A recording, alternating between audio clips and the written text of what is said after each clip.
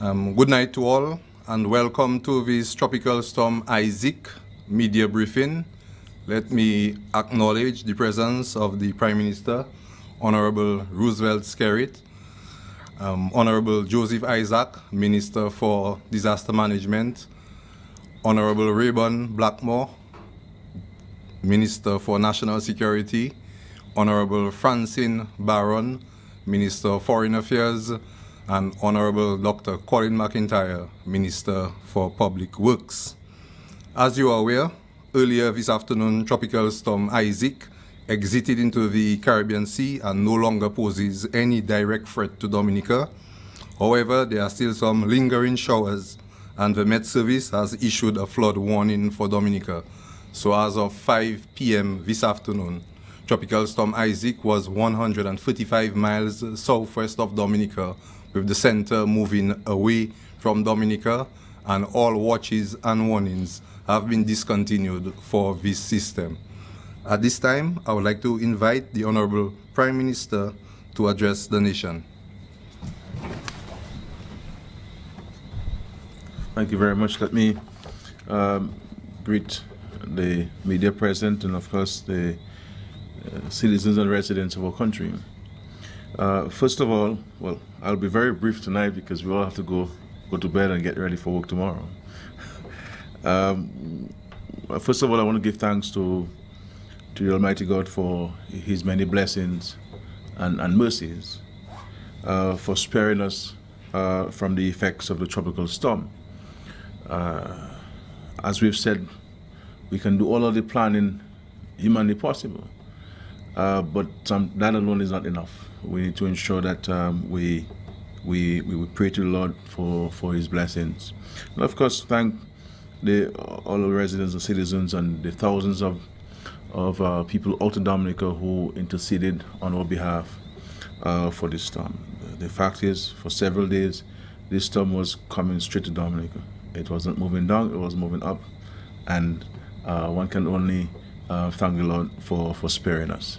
We got some rain, but those rains were contained, and luckily for us too, we had done a lot of dredging of the rivers after the hurricane, and we continue to do so, and we'll continue to do so up until December of this year to throughout the hurricane season, to continue dredging the rivers, because as you dredge, more siltation takes place and you have to keep on dredging. But we recognize that with the dredging program we have instituted, that has helped in managing the flow of water, because we saw the flow of water in Checkall and in Massac and in the Rosa River, and if the dredging wasn't done, certainly we would have seen some flooding taking place in those parts. So we want to recognize the importance to continue to eradicate hazards in our communities, in our society. I also want to thank all those who played their part in preparing the country for the past of Tropical Storm Isaac. I want to particularly recognize the various committees within the National Emergency Planning Organization, our friends from the Met Office and our friends from the ODM, who all played, because it's really a team effort, a coordinated effort, different teams, different elements, dealing different aspects of our planning, all coming together to ensure that our country is properly prepared for eventualities. But I also want to mention the many shelter managers, all of whom are volunteers at the service of their fellow men and fellow women. I want to thank them for their efforts and for coming out and ensuring that, as far as practically possible, those who avail themselves to utilize the shelters were accommodated and provided for. I want to also single out the Chief of Police and the gazetted officers and the rank and file of the police force for their commitment to duty. I believe that there has been a marked improvement in the efficiency of the execution of the orders that the Chief of Police were given to his men and women. And I am personally, as Prime Minister, pleased with the efforts and commitment in the execution of that task. And I want to urge them to continue on that, and the more we practice, the better we get at it, and let us recognize that we all have a very important role to play in safeguarding our country. So I really want to thank all of them who've really ensured that all of the systems, all the measures were put in place to assure us of our security and safety. I also want to echo a special thanks to the citizens and residents for respecting the curfew order. That's important. The police can do all they should do and can do, but if we as citizens don't respect the laws, don't respect the orders of the police, then we can create a problem. But I believe by and large, with the exception of a few arrests in a couple communities, the majority of Dominicans behave themselves and respected order, and we want to thank you for that. The more you respect it, the better we're able to secure your properties and secure yourselves as human beings. Also, a special thanks to CDMA and Mr. Jackson, the Executive Director, who deployed 2 officers to Dominica in advance of the passage of Tropical Storm Isaac. We really want to thank them for this. They are here with us to assist us in the further strengthening of our management systems and ensuring that our planning is robust, and they bring to bear their own expertise and experience to this. And this is all part of it. And I also want to especially recognize Mr. Jackson for his efforts, who kept in touch with me throughout the last 48 hours on the efforts that they were making. So while there were 2 officers here, they were also planning heavily at the head office in Barbados in the event that something were to happen in Dominica, that we could move very quickly. So I want to thank them for that. I wish to make some brief announcements going forward. One, that the state of emergency and the curfew shall be lifted at 9 p.m. today, September 13, 2018.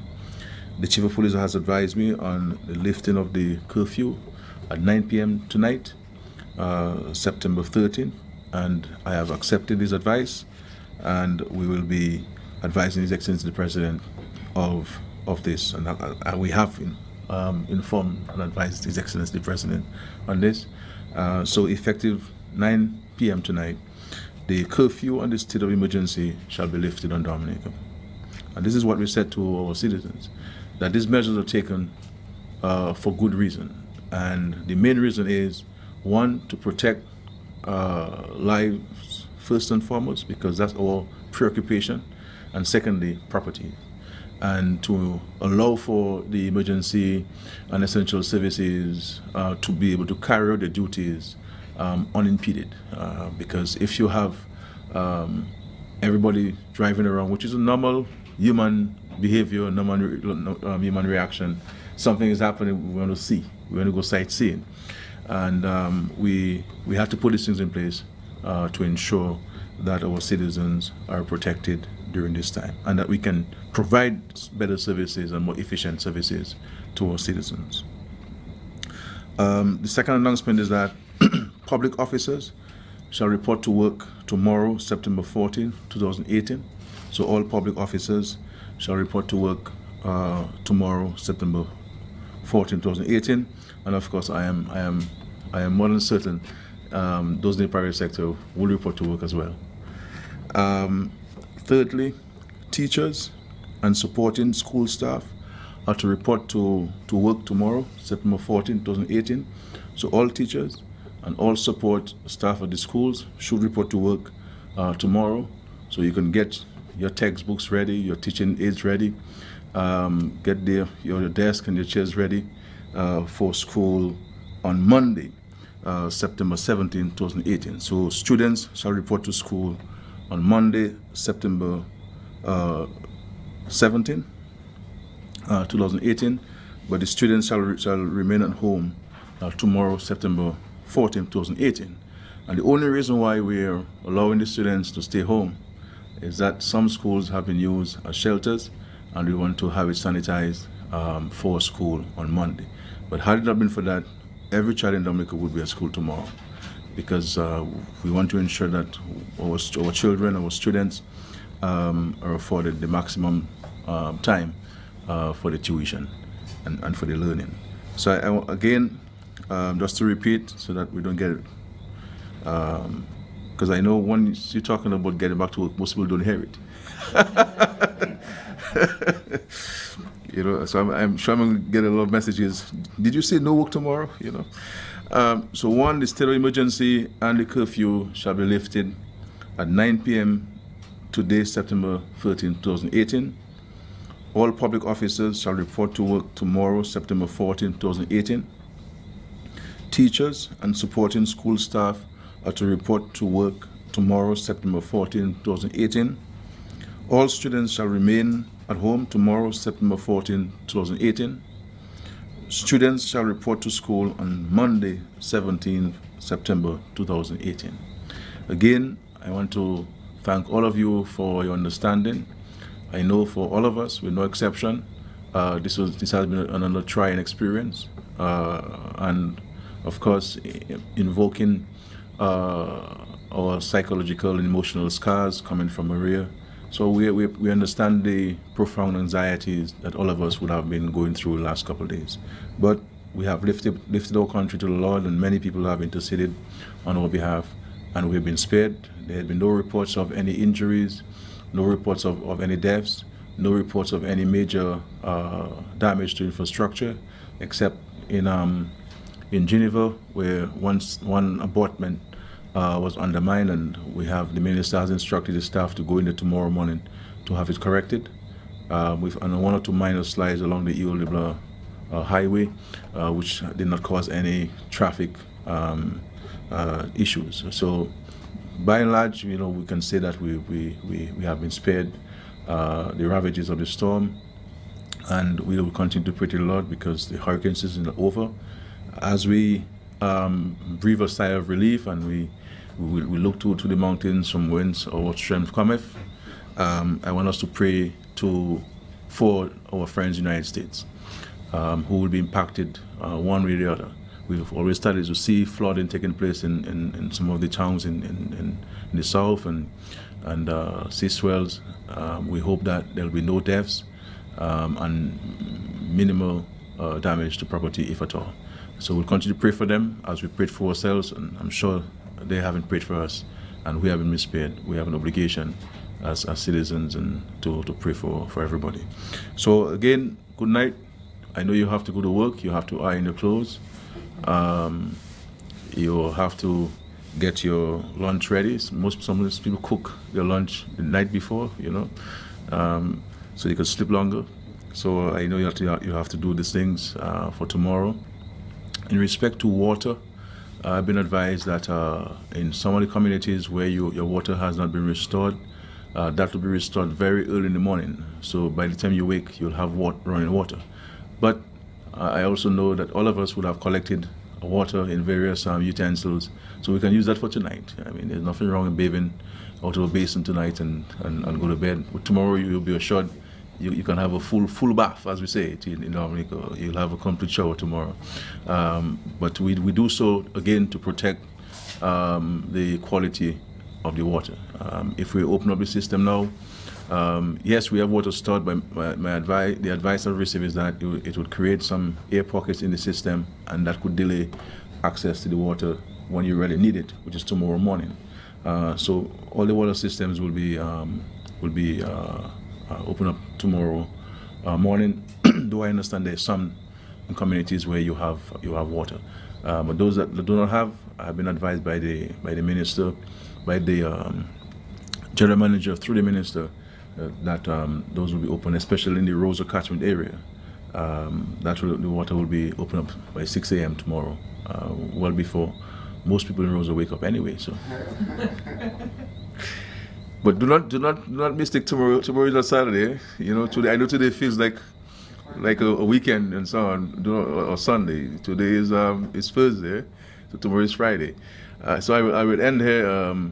I see the dean of the media corps in Dominica is positioning himself to ask me a few questions. I will allow a few questions before we leave. Then. Well, I don't know why you call me the dean. By virtue of your length of your tenureship. Yeah. All right. Well, that's okay. But Prime Minister, Is there a need to review the manner or the circumstances in which a state of emergency or the curfew is instituted? Has the time come when probably you want to look at this as to how you do it and so on? We're looking at this. We will be going to Parliament, not December, certainly before the end of the year, to make certain amendments to the legislation. So that will be explained to the public at some other time. But I have before me a recommendation for amendments to all laws to address some shortcomings in it. So that will be done. But so the short answer to your question is yes, there will be certain amendments to the laws. How difficult is it, generally speaking, to bring forward a state of emergency and the curfew? Well, you know, as the government has repeatedly stated, we respect and value very much one's fundamental right to move freely. That's a major fundamental right. It's not only a constitutional right, but a global citizen right to move freely. So we do not take lightly the imposition of a state of emergency and a curfew on citizens. And I have stated that very openly and transparently, that even for me personally, ideologically, philosophically, I am opposed to it, to imposing restrictions on people's movement. But in this circumstance, if we want the state to better prepare ourselves so that we are safer and we are safe, and also to protect our properties, then we need to allow the state within the laws to take appropriate action to do so. Because in every such instance, it is always better to be safe than sorry. Now, the point is, I do not believe that there's anybody in Dominica who was adversely impacted by the imposition of the state of emergency and the curfew. Because if it's raining heavily, if there are mudslides, if there are rocks falling, why would you want to be outside and placing yourself in harm's way? You see what's happening in the United States, and I think we need to learn some of the practices in the United States, where they issue a state of emergency, they also issue a mandatory evacuation, and they make contact with you to give you an opportunity to move, and they will facilitate your movement. Now you have a choice to stay. You don't have to. Mandatory doesn't mean that you must go, but the state is saying that you must go, but you do not have to go. You can choose to stay in your property. But what they will say to you is that in the event that you're in distress, you should not expect any state agency to come to rescue you, because the state will not expose the first responders or the emergency people to life-threatening risk to go and save you because of your stubbornness. So that is made clear to the person. As a matter of fact, they even go further to seek to get the next of kin, so that if anything, they know who to contact. So these are some of the things that we need to look at in Dominica if we are to continue to improve on our preparation and planning for such eventualities. So I think we have to look at the greater good and the greater importance of what is being done in respect to this. And with the state of emergency, with the curfew, less people in the streets, or nobody in the streets should be in the street, which will allow the ambulance to move freely, which will allow the police to move freely, which will allow the fire and rescue people to move freely if they have to get to places of distress. And that's what it's all about. That's really what it's about. There's no other intention on the part of the police or the cabinet or the National Emergency Planning Organization for this. Likewise, keeping people at work. We could tell you come to work. You see what I'm saying? But we ask you to stay at home because we want you to be safe. So while we would need you to come to work because and stay in your offices and send you at your home at the appropriate time, but we allow you to stay home to ensure that we do not compromise your safety, because we recognize if we allow you to come to work, and then there's an issue of a cutting of a road or edge failure, you can't get home, then you create a problem where you have 5,000-6,000 people in one locality marooned or trapped, and you want to avoid these things. So the whole idea is to minimize on your hazards, minimize on your risk, and to place ourselves in a better situation to manage any eventuality. Prime Minister, you've also said that on record that your government will go to Parliament to introduce legislation to ensure that not only employees of the government, but when decisions are taken in terms of disaster, all employees will be covered under the statement by the government. How soon can that happen? Well, I am, I can get back to you on the how soon part at the next time we meet. But it is important consideration, and and again, the only reason why we will pursue this is to ensure, because the state should not only be interested in a person when that person is dead. So if you die before having access to a medical practitioner who can say, well, you were sick and the reason why you were sick, if you die, they will have to go for a postmortem and an examination to determine your cause of death. And until such time, they will not hand over the body to the family. So there's an interest in when you die. We must also have the equal interest in keeping you alive. You see what I'm saying? So, and we recognize that while the majority of private people, private employers do respond to the government's pronouncement, but in between you'll always have people who do not do that. And therefore, let all the laws of the country apply to everybody in the country at any given time. Obviously, within those some of the operations, say for example a hotel, or we have the call center, Clare Harbour, who have special arrangements and requirements, those entities will be facilitated, because the hotels, everybody can't go to home because we have guests in the hotels, we have to provide services, but those hotels would have an emergency plan that would cater for their staff. Likewise, Clare Harbour has a plan which caters for its workers while a storm is ongoing. So in cases like that, there could be such exemptions, and there will be such exemptions. But there are some services which really should not allow their staff to come to work if the state has asked that public workers remain home for their safety. So it's not going to be done in any arbitrary way, or we're all part of the system. So it should be done understanding and appreciating that there are different elements that you have to deal with in the passage of the legislation. Do you have any information as to how many people were arrested during this curfew? The last number I had, I was told it's 10. That's earlier this afternoon.